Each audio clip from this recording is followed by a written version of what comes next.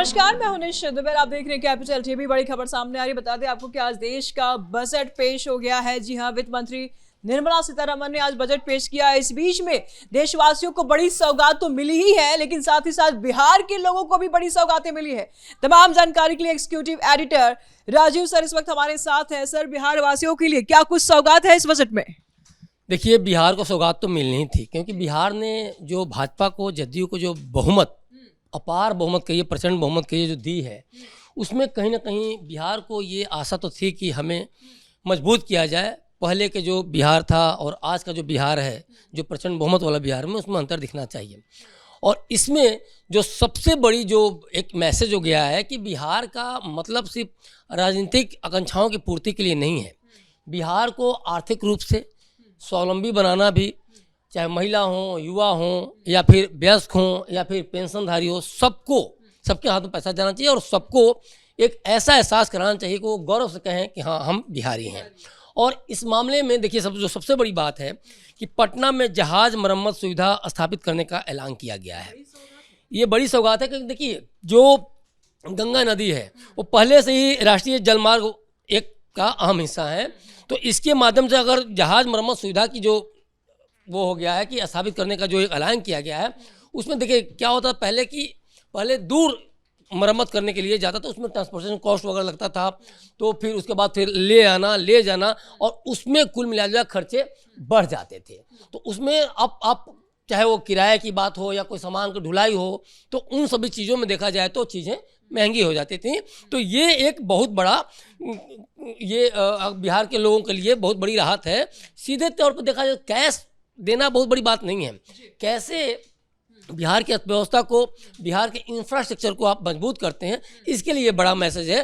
क्योंकि आप देखिए, जो सड़क मार्ग है, चाहे रेल मार्ग है, चाहे वायु मार्ग है, सबसे सस्ता अगर इसमें देखा जाए तो जलमार्ग होता है। और इसके माध्यम से देखिए, अगर जिस तरह से गंगा नदी बिहार के कई सरहदों को गुजर रही हैं, तमाम ये सब, तो ये आगे आने वाले समय में जो देखा जाए ना, तो बिहार की मजबूती की तरफ है। क्योंकि घोषणाओं में जिस तरह से मोदी सरकार ने या फिर एनडीए ने घोषणा की थी कि हम बिहार को मजबूत बनाएंगे, या तमाम तरह की चीज़ें जो अनाउंसमेंट हुई थी शिक्षा को लेके, रोजगार को लेके, तो उसके लिए अगर देखा जाए तो अब चूँकि पटना में ही खुद बनेगा, तो यहाँ देखिए एक तरह से कहा जाए तो जस्ट लाइक ए फैक्ट्री, तो वहाँ बहुत लोगों को रोजगार मिलेगा।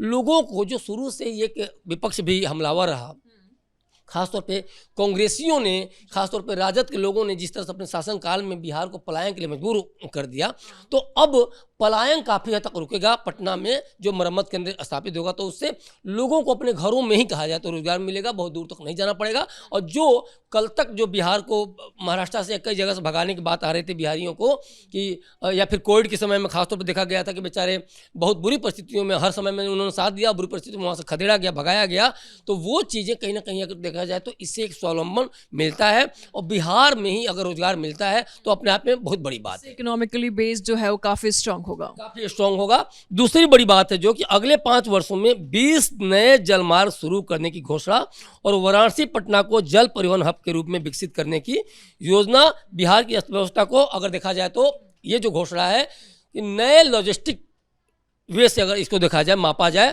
तो एक बहुत बड़ी घोषणा है। एक पूरे भारतवर्ष में बिहार को लॉजिस्टिक के एक नए रूप में प्रस्तुत करता है, जिस तरह से ये जो 20 नए जल मार्ग की बात कही गई है। और इसमें जो मैंने बार बार कहा इस चीज़ को लेके कि अगर वायु मार्ग की बात करें, जल मार्ग की बात करें, या फिर आप रेलवे की बात करें, इन सबों में जल मार्ग सबसे सस्ता है। तो 20 नए जल मार्गों का निर्माण, कहीं ना कहीं आप ढुलाई की बात करें सामानों की, या फिर आपको परिवहन के लिए वो करें, या फिर नौका वहन के लिए करें, या फिर टूरिज्म वगैरह के लिए करें, तो इससे पैसा तो आएगा ही। खास तौर पे दूसरी बड़ी बात क्या है कि जो आप कहीं ना कहीं आपके पॉकेट जो पैसा ज़्यादा जा रहा था रेल मार्ग के माध्यम से, या आप प्लेन पे जब जाते थे, मान लीजिए कोलकाता जाना हुआ किसी को पटना से, तो प्लेन जा रहा था, चाहे रेल मार्ग से जा रहा था या सड़क यातायात मार्ग से जा रहा था, तो अब जलमार्ग से अगर वो जाता है और जलमार्गों के निर्माण के बाद, तो वो पैसा बहुत कम आएगा। मान लीजिएगा ऐसे 500 रुपये लग रहा है, तो ऐसे मैक्सिमम आएगा तो 100 रुपये आएंगे। तो ये जो बड़ी कवायद है, तो बिहारियों को कहीं ना कहीं दूसरे तरीके से देखें तो पॉकेट में पैसा कहीं ना कहीं डाला जा रहा है, और इंफ्रास्ट्रक्चर अगर मजबूत होगा तो आने वाले समय में तो इससे 20 जो जलमार्गों की जो बात हो रही है तो रोजगार का सृजन तो होगा ही। खास तौर पे जो फिर से एक बार मैंने बोला कि जो पलायन, जो लोगों को बाहर जाकर नौकरियां ढूंढनी पड़ती थी, वो अब यहाँ ही नौकरियां मिलेंगी, और एक बिहारी को कम से कम 1000 किलोमीटर 2000 किलोमीटर जाकर कहीं ना कहीं जो कैपिटल जो इनकम है जो अगर यहाँ ज़्यादा बढ़ता है तो फिर वहाँ जाकर बेवजह जाने की जरूरत नहीं पड़ेगी। खर्चा जो होता है ना वो भी, क्योंकि बिहार मुंबई और दिल्ली की तुलना में, चेन्नई की तुलना में काफ़ी सस्ता है, इसमें कोई दो राय नहीं है। पटना सस्ता है या बिहार के अन्य जो एरियाज़ हैं वो सस्ते हैं, तो वो कहीं ना कहीं इनके हाथों में पैसा फिर से आएगा, इसमें कोई दो राय नहीं।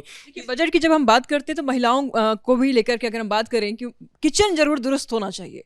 बजट तभी दुरुस्त है जब किचन दुरुस्त है। महिलाओं के लिए क्या कुछ है इस बजट? देखिए, महिलाओं के लिए देखिए इनडायरेक्टली अगर दूसरे तरीके से आप देखें तो आप अगर कहीं ना कहीं आपकी कॉस्ट कटिंग होती है तो वो जो पुरुष कमा के आ रहा हो या महिला कमा के आ रहा हो और आ रही हो, तो वो कहीं ना कहीं वो पैसा कहीं ना कहीं वो किचन को दुरुस्त करने के लिए ही होता है। तो इसमें कई सारी ऐसी घोषणाएं हैं जिसको कहीं ना कहीं ये बता रहे हैं कि अगर पैसे बच रहे हैं तो वो किचन या इस तरह की चीज़ों पे महिलाएं इन्वेस्ट कर सकती हैं। महिलाओं का उसमें कहीं ना कहीं एक फ़ायदा होना है। तीसरी जो बड़ी घोषणा है, पटना वाराणसी फ्रेट कॉरिडोर का ऐलान किया गया है। तो ये देखिए, जो जिस तरीके से बिहार के प्रोडक्ट अब बहुत तेज़ी से बढ़ रहे हैं अंतर्राष्ट्रीय बाज़ारों में, राष्ट्रीय बाज़ारों में, तो इस कॉरिडोर के माध्यम से एक बहुत बड़ा, एक तरह कहा जाए तो चेन डेवलप होगा, और इसमें बिहार को एक बहुत बड़ा फायदा मिलने वाला है। तो इस कॉरिडोर के माध्यम से तय मानिए कि जिस तरीके से जो बिहार, जिस तरह से आप राजगिरी की बात करें या पाटलिपुत्र की बात करें या फिर बहुत सारे ऐसे जगह हैं जो कि आप घूमने फिरने लायक काफ़ी अच्छा गंतव्य आज के डेट में बन चुका है, तो इस कॉरिडोर से बहुत बड़ा फायदा होगा। और आने वाले समय में यहाँ एक बड़ा, एक तरह कहा जाए तो विदेशी एक मुद्रा भी कहें, या फिर दूसरे जगह से जो पैसा आता है, घूमने फिरने लोग आएंगे, या फिर उसके अलावा जो गंतव्य जो मैं कह रहा हूँ कि जो बनेगा तो उसके माध्यम से जो पैसा आएगा, तो या फिर जो सामान की ढुलाई वगैरह बहुत सारी चीज़ें जो हैं, तो उसके माध्यम से भी बिहार को एक बहुत बड़ी राशि मिलने की संभावना यहाँ है। और ये देखिए, कुल मिला जुला के जो मैं बार बार कह रहा हूँ कि कैश पैसा के तौर पे, कैश फ्लो के तौर पे आप ना देखें, तो आप इसको इंफ्रास्ट्रक्चर के तौर पर देखें, तो ये आने वाले समय में बिहार के लिए वरदान साबित होगा। और खासतौर पर घोषणाओं में जिस तरीके से विकसित बिहार बनाने की बात की गई है, या फिर जिस तरह से देश के 3 प्रमुख राज्यों में, 3 डेवलप राज्यों में बिहार को खड़ा करने की बात की गई है, तो ये कॉरिडोर बहुत बड़ी भूमिका निभाएगा, इसमें भी कोई दो राय नहीं है। उसके अलावा Varanasi Siliguri high speed rail corridor प्रत्यक्ष रूप से देखा जाए तो बिहार को पूर्वोत्तर और जिस तरह से पूर्वी भारत से जोड़ता है, तो इसमें भी इसका देखा जाए, पर्यटन को देखा जाए, व्यापार को लेकर देखा जाए, या फिर आवाजाही को लेकर देखा जाए, तो इसका भी इस पर असर पड़ेगा, इसमें भी कोई दो राय नहीं है। क्योंकि देखिए, कई सारे जिले जो बिहार के कहीं ना कहीं एक तरह से जो कट गए हैं या फिर मुख्य धारा में से नहीं जुड़ पाए हैं, तो इसका उन जिलों को, जो पिछड़े जिले हैं, उनको बड़ा फायदा देखने को मिलेगा, ये भी तय है। इसके अलावा जो सबसे बड़ी बात है, वाटरवेज के इस्तेमाल के लिए प्रशिक्षण की घोषणा। देखिए, बिहार की अगर संसाधन क्षमता मजबूत होगी तो तय मानिए पूरा बिहार डेवलप होगा। और एक बात देखिए, बार बार जो तेजस्वी यादव घोषणा पत्र में इस चीज़ को कह रहे थे कि हम ये देंगे, हम वो देंगे, नौकरियां देंगे तो हर परिवार को, तो यही देखिए समझना है बजट में कि आखिर जो डबल इंजन सरकार होती है तो क्या होती है। आज प्रचंड बहुमत से कहीं ना कहीं मोदी सरकार वहाँ केंद्र में बैठी हुई है। बिहार की तुलना में कंपेरेटिवली मैं देख रहा हूँ कि 85 सीटें जिस तरह जदयू को मिला, 89 सीटें भाजपा को मिली, तो जिस प्रचंड बहुमत से आपको बिहार के लोगों ने बिहार में ले आया, तो वो ये मांग के चलते हैं कि डबल इंजन की सरकार कुछ कर लेगी। तेजस्वी के वादों पर इसीलिए लोगों ने यकीन नहीं किया, और क्योंकि तेजस्वी यादव के पास रोड मैप नहीं था। आज कहने की मोदी सरकार जो 11 साल से 12 साल से जो काम कर रही है केंद्र में, तो उसके पास एक विजन है। मोदी जी 15-16 साल तक वहाँ जो गुजरात में थे, सीएम थे, तो वहाँ भी उन्होंने गुजरात को डेवलप स्टेट बनाया। तो ये सारी चीज़ जो एक विजन है, जो रोड मैप है ना, यही कमी थी राहुल गांधी के पास, यही कमी थी तेजस्वी यादव के पास, जो कि अब जो देखा जाए तो बजट में साफ साफ झलक रहा है कि नहीं, बिहार को सिर्फ और सिर्फ एनडीए सरकार ही, जदयू ही, भाजपा का गठबंधन ही बना सकता है। और ये देखिए, एक बात समझना और भी जरूरी है कि यहीं कहीं ना कहीं तेजस्वी गच्चा खा गए, और तेजस्वी जो लगातार की भाई बजट है 3,16,895 करोड़ का और आप दिखा रहे हैं 40 लाख 50 लाख करोड़ का सपना दिखा रहे हैं। तो ये दिख रहा था कि आप केंद्र में तो नहीं हैं। तो कल को जब बजट की बात आएगी, क्योंकि देखिए आप बिना केंद्र के सपोर्ट के आप सोचे बहुत अच्छा कर जाएं बहुत किसी राज्य को, तो आप शुरू में वादे तो कर देंगे, बाद में इन्हीं वादों की पूर्ति के लिए पूरा करने के लिए रोएंगे कि नहीं नहीं नहीं केंद्र सरकार तो हमें फंड ही नहीं दे रही है, हम इसमें क्या कर सकते हैं। बहुत बहुत शुक्रिया सर आपका इन तमाम जानकारियों के लिए। तो बिहार के लिए बड़ी सौगात है इस बजट में और बिहार के युवाओं को भी बड़ा सशक्त बनाएगा ये बजट, क्योंकि इंफ्रास्ट्रक्चर अगर मजबूत होगा बिहार में तो वैसे ही पलायन रुकेंगे और कई बड़े रोजगार भी बिहार में मिलेंगे युवाओं को। तो ऐसे में पलायन भी रुकेंगे और बड़ी रोजगार के साथ बड़ी सौगात बिहार को। फिलहाल बड़ी ब्रेकिंग में इतना ही। आगे की अपडेट के लिए देखते रहिए कैपिटल टीवी। नमस्कार।